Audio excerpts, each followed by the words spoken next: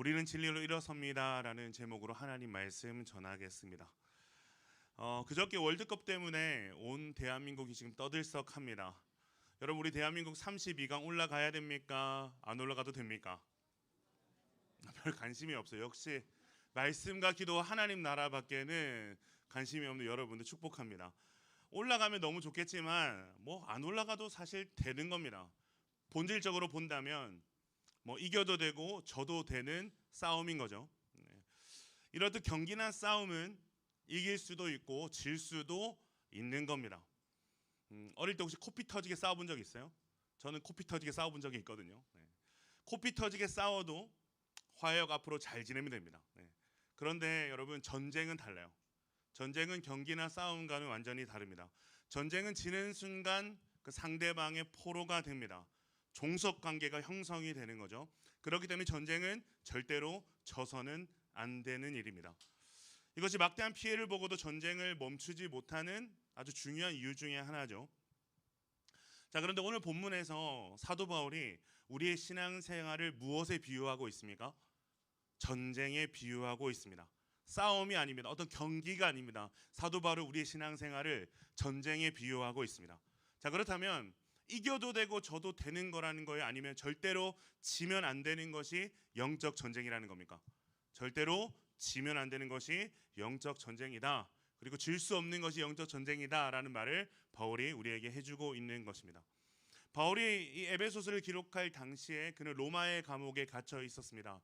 그래서 빌립보서의 증언에 따르면 그의 거처는 시위대 뜰 안이라는 것을 우리가 알 수가 있죠. 사진 한번 보여주시겠어요? 제가 아까 첨부한 사진이 하나 있습니다. 그래서 바울은 매일매일 이 번쩍이는 투구를 쓰고 가슴에 단단한 철갑을 댄 채 칼을 차고 교대 근무를 서는 이 로마 군인들을 유심히 그리고 아주 깊이 관찰할 수 있었습니다. 그래서 바울이 여기서 인사이트를 얻은 것 같아요. 성령께서 주시는 인사이트를 얻어서 눈앞에 보이는 로마 군인들의 무장을 어떤 시각적인 교재로 삼아서 지금 영적 전쟁을 우리에게 설명해 주고 있습니다. 사랑하는 여러분, 우리는 사실 총성 없는 전쟁터를 살고 있습니다. 매일 아침에 출근길에 오르고 캠퍼스로 향하며 그리고 가정에서의 모든 일상 속에는 우리가 예측할 수 없는 어떤 인간관계의 어떤 갈등도 존재하고요. 어떤 사건과 사고도 존재하고요. 그리고 취업과 진로의 무거운 압박도 우리 청년 그리스도인의 삶 가운데서는 존재합니다. 어떤 외부적인 문제뿐만이 아니죠. 우리 내면 안에서도 수많은 어떤 자존감의 싸움이 일어납니다. 어느 오래된 다큐멘터리에서 흥미로운 실험 하나를 본 적이 있습니다. 우리 안에 두 마리의 굶주린 침팬지를 이렇게 한 방에 넣어놓고 방 한가운데에 아주 먹음직스러운 바나나 한 송이를 이렇게 매달아 놨습니다. 두 침팬지가 굶주려 있기 때문에 바나나를 쟁탈하기 위해서 이빨을 드러내고 맹렬하게 막 싸우기 시작합니다. 털이 막 뽑히고요. 피가 터지도록 처절한 혈투를 벌입니다. 자, 근데 여러분, 진실이 뭐죠? 그 방의 천장 뒤에는 침팬지들의 싸우는 모습을 어떤 비디오 카메라로 관찰하고 있는 연구원이 있다라는 거예요. 그래서 사실 그 바나나는 연구원의 손에 있는 리모컨 하나로 언제든지 더 내려줄 수도 있고 풍족하게 줄 수도 있는 것이었습니다. 근데 침팬지들이 이 사실을 알아요, 몰라요? 모르는 거죠. 리모컨을 쥔 진짜 통제자를 보지 못했기 때문에 눈앞에 있는 동료 침팬지를 죽여서라도 이 바나나를 먹어야겠다라는 생각을 하고 살아가는 거죠. 여러분, 우리의 삶이 그럴 때가 많다는 거예요. 우리는 우리의 삶의 현장에서 아주 사소한 어떤 자존심의 문제, 아주 사소한 어떤 이권의 문제, 타인의 어떤 말 한마디라는 아주 눈앞의 바나나와 같은 사실상 어떤 비본질적인 문제들 때문에 눈에 불을 켜며 혈과 육의 싸움을 할 때가 많습니다. 가정에서 갈등하고 캠퍼스와 직장에서 반목하고 교회 공동체 안에서도 우리가 이런 일들 때문에 상처를 주고받는 일들이 빈번하게 일어난다는 거죠. 그러나 우리는 여러분, 오늘 이 말씀을 통해서 이 모든 싸움과 이 모든 갈등의 뿌리를 발견할 수 있어야 됩니다. 우리가 싸워야 되는 이 싸움의 실체를 우리가 발견할 수 있어야 된다는 거죠. 여러분, 우리가 하는 대부분의 싸움의 대부분은 본질적인 싸움이 아닙니다. 어쩌면 거의 대부분이 본질 밖의 일일 수 있습니다. 기도 많이 한다고 싸우나요? 전도 많이 한다고 싸우나요? 말씀대로 안 산다고 서로 싸우는 거 봤나요? 우리는 그런 일들로 싸우지 않습니다. 전부 본질 밖의 일들로 싸웁니다. 마귀는 협박과 음해, 공포와 유혹을 번갈아 가면서 우리를 계속해서 이 혈과 육의 싸움에 매몰되게 만드는 거죠. 이러한 마귀의 정교한 관계와 공격 속에서 사도 바울이 지금 전신갑주를 입어라라고 이야기를 하고 있는 겁니다. 부분만, 어떤 일정 부분만 방어를 해서 되는 게 아니라 완전히 전신을 뒤덮을 갑주를 입어야 된다라고 우리에게 권면을 하고 있습니다. 앞으로 아마 몇 주간 이 하트기도회에서 전신갑주에 대해서 나눌 텐데 오늘 그 첫 번째 이야기를 여러분과 좀 나눠보려고 합니다. 14절 전반부를 우리 같이 한번 읽어볼까요? 14절 전반부입니다. 시작. 그런즉 서서 진리로 너희 허리띠를 띠고, 여기까지만 읽겠습니다. 자, 바울은 먼저 전신갑주를 취해야 되는 궁극적인 목적을 모든 일을 행한 후에 서기 위함이라고 13절에서 이야기를 했습니다. 여기서 서서라는 의미는 어떤 전쟁의 긴박함을 의미합니다. 앉거나 누워있는 등의 안일한 태도를 취하지 말라고 이야기를 하고 있는 거죠. 그리고 어떤 공격을 당했을 때 공격에 밀려서 뒷걸음질 치거나 낙심해서, 한 대 맞았다고 낙심해서 주저앉아 있지 말고 다시 당당하게 일어나서 대적을 마주하는 군사의 태도를 말하는 이 명령이 바로 13절과 14절에 반복되고 있는 서다, 그리고 서서라는 단어입니다. 자, 그리고 나서 오늘 14절에 보면 첫 번째로 무엇을 해야 된다고 말하고 있죠? 무엇을 해야 됩니까? 허리띠를 동여매라 라고 이야기를 하고 있는 거죠. 우리 사진 한 번만 더 보여줄래요? 네. 사진 한 번만 더 보여주십시오. 네. 삭제했나요? 네. 사진 한 번만 더 보여주세요. 네. 네. 감사합니다. 네. 보면 머리 위에는 투구가 있고 가슴을 딱 막을 수 있는 철갑이 아주 단단하게 붙어 있습니다. 그리고 옆구리에 뭘 차고 있죠? 예리한 검을 차고 있죠. 그리고 손에 방패가, 엄청 큰 방패가 딱 쥐어져 있습니다. 그리고 발밑에 신겨진 군화 같은 신발이 보이는 거죠. 자, 그런데 여러분 잘 한번 살펴보세요. 눈에 잘 보이지 않는 장비가 하나 있어요. 아무리 봐도 눈에 잘 보이지 않는 장비가 하나 있습니다. 어떤 장비일까요? 허리띠입니다. 허리띠입니다. 네. 허리띠는 이 가슴판 밑에 아주 취약하고 출렁출렁하는 복부 사이에, 제 복부 같아요. 네, 복부 사이에 단단히 고정되어 있습니다. 이 고정 부위에서부터 허벅지와 정강이 부위까지 늘어져서 하체를 보호해주는 장치가 연결됐는데 이 부분을 통상적으로 허리띠라고 이야기를 하고 있는 겁니다. 자, 그런데 여러분 좀 이상하지 않아요? 전신갑주를 이야기하면서 왜 보이지 않는 허리띠를 가장 먼저 이야기하는 것일까? 제가 바울이라면 제일 멋있고 눈에 잘 보이는 투구와 가슴판 혹은 방패나 검으로부터 저는 설명을 시작할 것 같거든요.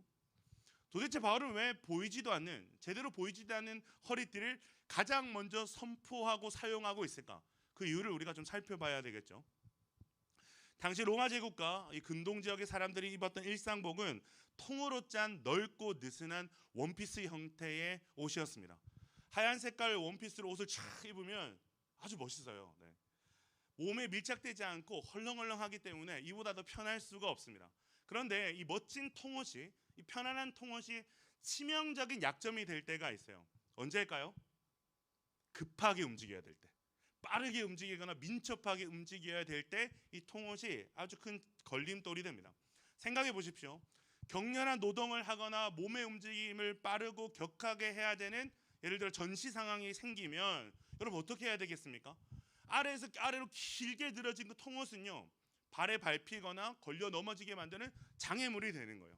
자, 그렇다면 이 통옷을 어떻게 하면 거추장스럽지 않게 입을 수 있을까요? 허리띠로 매면 됩니다. 통옷을 이렇게 끌어올려 가지고 허리띠로 쫙 동여 매면 됩니다. 즉 로마 사람들에게 이 허리띠를 띈다는 건요, 거추장스러움을 벗고 이제는 내가 좀 민첩하고도 적극적이게 활동하겠다라는 의미를 가집니다. 전투는 오죽하겠어요? 보통의 일보다 훨씬 더 격렬하고 민첩한 움직임이 필요로 하기 때문에 전투 전선에 뛰어들려면 당연히 이 옷자락을 끌어올려서 허리띠 안으로 거두어 올린 다음에 띠를 강하게 조여매야만 하는 거예요. 신약 성경에도 보면 허리띠를 띠고라는 말은 이와 비슷한 영적 준비와 사명의 의미로 사용이 됩니다. 예수님께서 제자들의 발을 씻기실 때 어떻게 하셨죠? 발을 닦아줄 수건을 어디에 두고 계셨습니까? 성경은 허리에 둘렀다라고 기록을 하고 있습니다. 요한복음 13장 4절 말씀을 보면 저녁 잡수시던 자리에서 일어나 겉옷을 벗고 수건을 가져다가 허리에 두르시고, 거추장스러운 코트 같은 옷들은 다 벗어 던지시고 종의 형체로 낮아지셔서 본격적으로 소중한 구원 사역을 설명하시겠다는 결단의 표시로 수건을 허리에 두르고 계십니다. 구약 성경에서도 이와 비슷한 군사적인 예들이 나오고 있습니다. 시편 18편 39절 말씀을 보면 주께서 나를 전쟁하게 하려고 능력으로 내게 띠띠우사 일어나 나를 치는 자들이 내게 굴복하게 하셨나이다. 허리띠를 딱 매니까 뭐라는 거예요? 힘이 생겼다는 거예요. 힘이 생겼다는 거예요. 여호와께서 내게 띠를 띄워주시니 이제 승리하게 되었다라는 이야기를 하고 있는 겁니다. 여러분, 띠를 띠다라는 말 속에는 힘이 생기다라는 강력한 의미가 숨겨져 있습니다. 역기를 드는, 그리고 여기서 헬스 좋아하시는 우리 헬창들은 다 알 겁니다. 역기를 드는 이 역도 선수들을 보면 무거운 바벨을 들어 올리기 전에 허리에 뭘 합니까? 벨트를 하죠. 가죽으로 된 벨트를 합니다. 아주 두꺼운 띠를 단단하게 맵니다. 이것이 요추를 안전하게 보호해주기도 하지만 온몸의 근육에서 터져나오는 힘을 허리에 딱 모을 수 있게끔 도와주는 거죠. 그래서 욥기 12장 21절을 보면 방백들에게 멸시를 쏟으시며 강한 자의 띠를 푸시며 라는 말씀이 있어요. 즉 만군의 여호와께서 띠를 띄워주시면 힘이 강한 자가 되고, 여호와께서 그 띠를 풀어버리시면 힘을 전혀 쓰지 못하는 유약한 자가 된다라는 의미입니다. 그래서 띠는 우리가 어떤 일을 할 때 혹은 영적인 싸움을 시작할 때 완벽한 준비가 되었고 이제부터 철저히 일하겠다라는 상징적인 의미와 원동력이 되는 것이죠. 로마의 역사학자 타키투스는 무장을 완벽히 갖춘 군사를 일컬어 허리띠를 단단히 졸라맨 군인이라고 불렀습니다. 그만큼 허리띠는 너무나도 중요하다는 거예요. 자, 그렇다면 그냥 허리띠가 아니죠. 진리의 허리띠를 매라는 말은 무슨 말일까? 이것은 진리가 우리의 힘의 근원이 된다라는 말씀입니다. 뭐라고요? 진리가 우리의 힘의 근원이 된다. 이것은 단순히 머리로만 동의하는 어떤 지성적 성경 지식을 말하는 것이 아닙니다.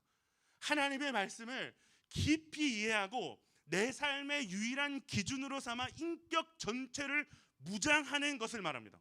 그것이 진리가 우리의 힘이 되는 겁니다.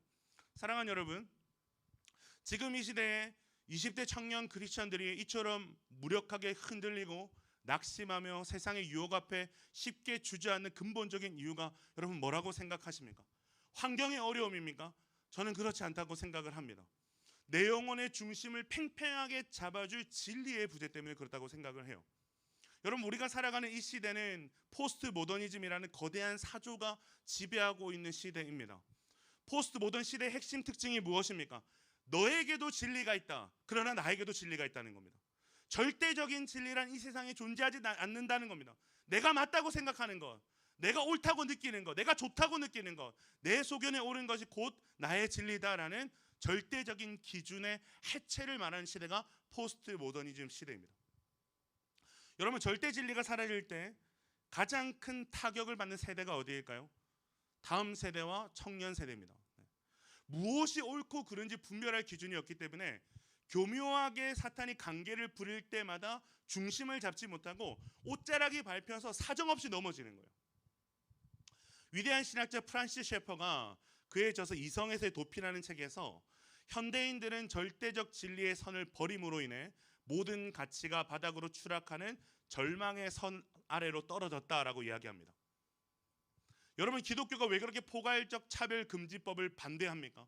그렇게 세상의 질타를 받으면서도 왜 그렇게 포괄적 차별금지법을 반대합니까? 포괄적 차별금지법이 통과되면 여러분 더 이상 절대 진리를 말할 수 없는 세상이 오기 때문에 그렇습니다. 하나님은 남자와 여자를 창조하셨습니다. 그리고 남자와 여자가 한 몸이 되어 가정을 이루라고 말씀하셨습니다. 이것이 진리라고 말하면 처벌을 받게 되는 것이 포괄적 차별금지법입니다.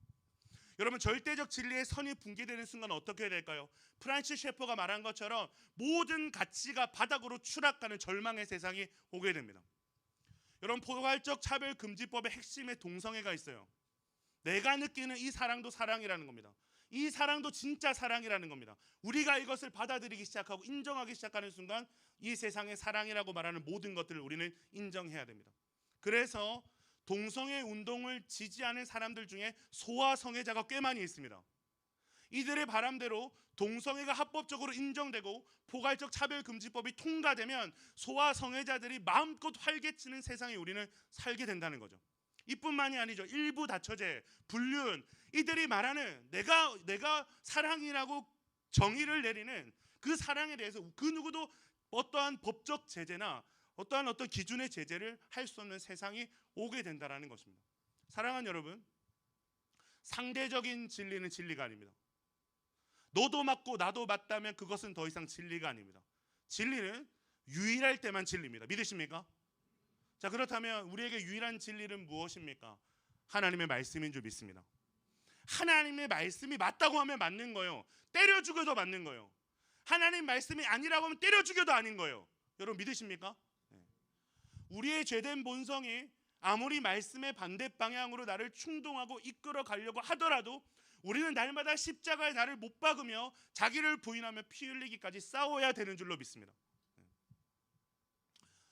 여러분, 진리로 허리띠를 띠라는 말은 이런 시대적 사조에만 적용되는 말씀은 아닙니다. 이 말씀은 지극히 우리의 개인적인 신앙의 뿌리에 적용되는 말씀이기도 합니다.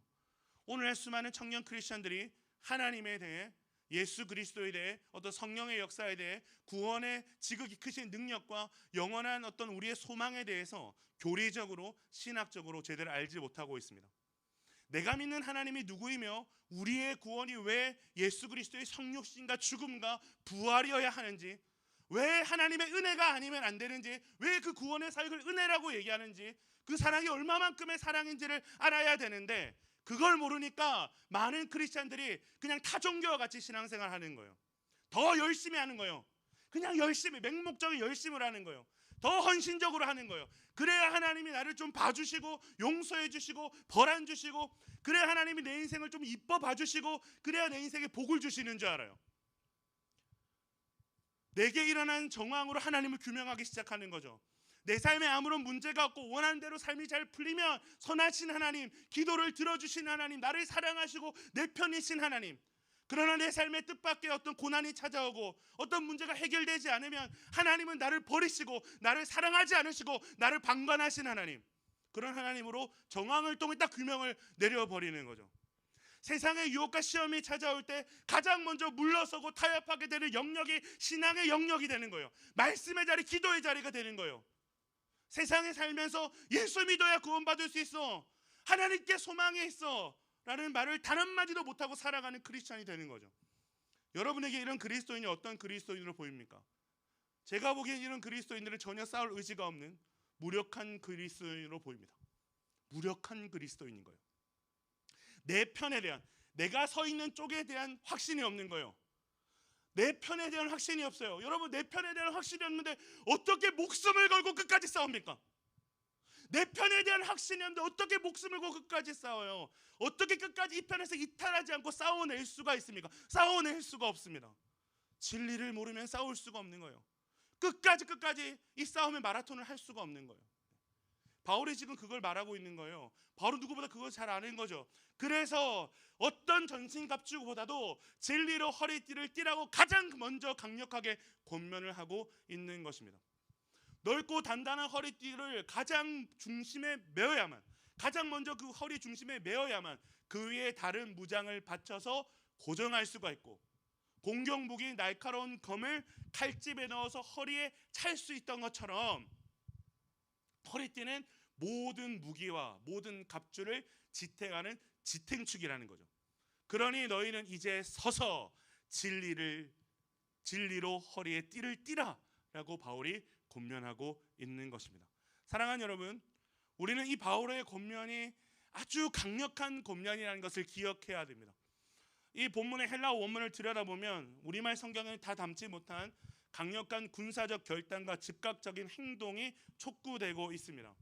이 문장의 뼈대를 이루는 동사가 서서라는 단어에 해당되는 헬라어 스테테인데요. 바울이 이 단어를 사용할 때 부정과거 명령법 능동태를 쓰고 있습니다. 헬라어에서 부정과거 명령이라는 것은 언젠가 기회가 되면 한번 해봐라 라는 뜻이 아닙니다. 언젠가 기회가 되면 한번 해봐 라는 이런 뜻이 아니에요. 느슨한 권유가 아닙니다. 전쟁터의 야전 사령관이 호각을 불면서 지금 즉시 단번에 군사답게 당장 그 자리에 똑바로 서라 라고 내리는 강력한 돌격의 명령입니다. 게다가 이것은 수동태가 아니라 능동태의 형태죠. 즉 환경의 압박에 밀려다니고 사단이 던지는 참소에 짓눌려서 무력하게 어쩔 수 없어요 라고 주저앉아있는 수동적인 방관자가 되지 말라는 거예요. 우리 영혼을 그렇게 방치하지 말라는 거예요. 너희가 진정으로 그리스도의 군사로 부름받은 것을 믿는다면 너희의 대적인 마귀를 향해서 눈을 똑바로 뜨고 자신의 의지와 믿음의 결단을 발동시켜서 능동적으로 대적 앞에 직면하여 서야 된다는 뜻입니다. 이 서슬퍼런 명령에 스테테라는 단어에 박혀 있습니다. 그리고 이 허리띠를 띠고라는 말에 해당하는 분사에는 형태가 중간태를 쓰고 있는데요. 헬라어에서 중간태는 주어가 다른 누군가의 도움을 받아서가 아니라 자기 자신을 위하여 직접 스스로 그 행동을 하는 것을 뜻합니다. 중간태가 뭐라고요? 누군가의 도움을 받아서가 아니라 자기 자신을 위하여 직접 스스로 그 행동을 하는 것을 의미합니다. 여러분, 이것이 의미하는 바가 뭐죠? 사탄이 멱살을 잡고 온다는 영적 전쟁의 현장에서 수동적으로 아무것도 하지 않는 우리의 허리띠를 하나님이 대신 메어주시지는 않는다는 겁니다. 영적 지도자도 그 누구도 내 허리띠를 대신 조여매 줄 수는 없다는 겁니다. 여러분, 우리에게 십자가 복음이라는 완벽한 전신갑주가 선물로 주어졌습니다. 믿으십니까? 선물로 주어졌어요. 그렇다면 이제 군사된 우리가 직접 손을 뻗어서 하나님의 절대 진리의 말씀을 내 허리에 단단히 졸라매는 능동적인 결단을 내려야 한다는 것입니다. 이것이 우리가 해야 되는 일이라는 것이죠. 원어의 어순과 문장 구조를 그대로 살려서 이 구절을 직역하면 이렇습니다. 그런즉 너희 자신을 위하여 지금 즉시의 진리로 허리띠를 단단히 동여맨 상태로 대적 앞에 능동적으로 당당히 서라. 사랑하는 여러분, 영적 전쟁에서의 승리를 원하십니까? 전쟁은 이겨도 되고 져도 되는 게 아니라 그랬죠. 그럼 여러분들 이렇게 대답해서는 안 되는 거예요. 영적 전쟁에서의 승리를 원하십니까? 그렇다면 우리가 지금 당장 해야 될 일이 무엇입니까? 말씀의 부재에서 벗어나야 돼요. 가장 먼저 해야 되는 일이 뭐냐면, 여러분, 기도 많이 하는 게 아닙니다. 말씀의 부재에서 벗어나야 되는 겁니다. 말씀의 부재에서 벗어나야 되는 거예요. 열심히 헌신하고 봉사하는 것이 아닙니다. 말씀의 부재에서 벗어나야 되는 겁니다. 여러분의 영혼을 흔드는 온갖 공격이 난무하는 이 스마트폰에 빠져있는 허망한 시간을 과감하게 끊어내고 매일 아침 성경을 펴서 여러분의 영혼에 그 말씀을 새기며 읽어나가는 일들을 지금 당장 해야 된다는 겁니다. 그러나 말씀을 읽는 것만으로는 부족합니다. 우리는 반드시 건강한 교리와 신학을 공부해야 됩니다. 신학을 공부해야 됩니다. 교리를 공부해야 됩니다. 존 칼빈의 기독교 강요라는 책을 여러분 한번 꼭 읽어보십시오. 헤르만 바빙크의 하나님의 큰일이라는 책을 꼭 사서 읽어보십시오. 아니면 제자훈련 2단계라도 들어야 되는 거예요. 이거 제자훈련 홍보 아니에요. 2단계가 교리에 대한 수업이기 때문에 그래요. 여러분, 이것이 성경 전체를 이해하는 건강한 뼈대가 되는 거예요. 그리고 성경을 더욱 깊이 알게 하는, 성경을 우리 안에 체화시키는 보충제와 같은 거예요. 사랑하는 여러분, 이것이 우리가 영적 전쟁을 앞두고 있는 우리가, 날마다 영적 전쟁의 어떤 한복판에 있는 우리가 마귀의 군대를 박살내기 위해서 취해야 될 기본 중에 기본인 줄로 믿습니다. 말씀의 부재와 신학의 부재 속에 살면서 하나님이 누구신지, 하나님 내게서 베푸실 구원은 무엇인지, 약속은 무엇인지 그에 대해서 하나도 알지도 못하면서 나는 왜 날마다 흔들릴까요? 나는 왜 이렇게 하나님 말씀에 순종하기가 어려울까요? 나는 왜 이렇게 하나님을 신뢰하기가 어려울까요? 나는 왜 이렇게 하나님 안에서 소망을 발견하기가 어려울까요? 라고 하면서 수동적인 탄식만 늘어놓는 종교 생활을 오늘 이 시간 끝장내시기를 축복합니다. 이 온매한 시대 가운데 산만해진 영혼의 옷자락을 여러분 진리로 동여매셔야 돼요. 여러분에게 지금 말씀을 읽는 것보다, 신학과 교리를 공부하는 것보다 중요한 것은 없습니다. 이제는 일어서서 하나님이 영원한 진리를 붙잡아 마음의 허리에, 영혼의 허리에 팽팽하게 졸라매시기를 바랍니다. 전쟁은 반드시 이겨야 합니다. 안 그러면 패잔병이 되고 종이 되는 거예요. 여러분, 언제까지 우리가 사단의 종노릇을 하겠습니까? 언제까지 우리가 죄의 종노릇을 하겠습니까? 언제까지 우리가 패잔병과 같이 무력하게 살겠습니까? 사랑하는 여러분, 이 전쟁은 이미 승리한 전쟁이에요. 강력한 무기는 이미 주어졌습니다. 강력한 무기는 이미 주어졌습니다. 이제 우리가 해야 될 일은 주님이 주신 이 무기를 내 손으로 직접 장착하는 것입니다. 그 첫 번째가 무엇입니까? 일어서서 더 이상 주저앉아 있지 말고 수동적이게 있지 말고 일어서서 진리로 허리띠를 매는 것입니다. 그리고 그 위에 갑주를 하나씩 입고 허리에 칼을 차는 거예요. 여러분, 패배에 익숙해져서는 안 됩니다. 이제는 능동적으로 전선에 서서 원수의 마귀의 머리를 깨부수고 당당히 승리하는 주의 청년들이 되시기를 주의 이름으로 축원합니다.